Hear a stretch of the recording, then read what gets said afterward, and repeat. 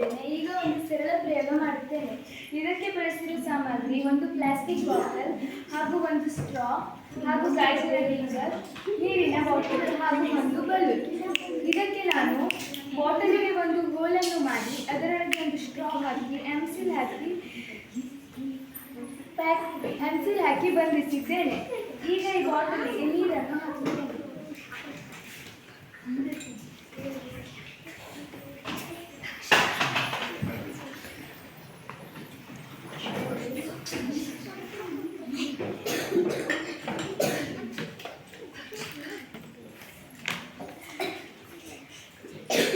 ಈಗ ಬಲೂನನ್ನು ಊದುತ್ತೇನೆ.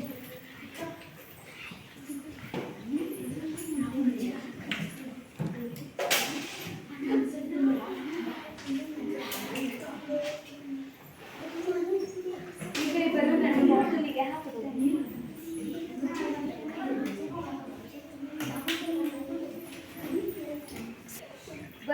ಬಲೂನಿನೊಳಗೆ ಗಾಳಿಯನ್ನು ತುಂಬಿ ಬಾಟಲಿಯ ಮುಚ್ಚಳಕ್ಕೆ ಬಂಧಿಸುತ್ತೇನೆ. ಈಗ ನೀರು ಹೊರಬರುತ್ತಿದೆ. ಬಲೂನನ್ನು ಕಟ್ಟಿದಾಗ ನೀರು ಹೊರಗೆ ಬರುತ್ತಿಲ್ಲ. ಇದರಿಂದ ನಮಗೆ ಏನು ತಿಳಿಯುತ್ತಂದರೆ ಗಾಳಿಗೆ ಒತ್ತಡ ಇದೆ ಎಂದು ತಿಳಿಯುತ್ತದೆ.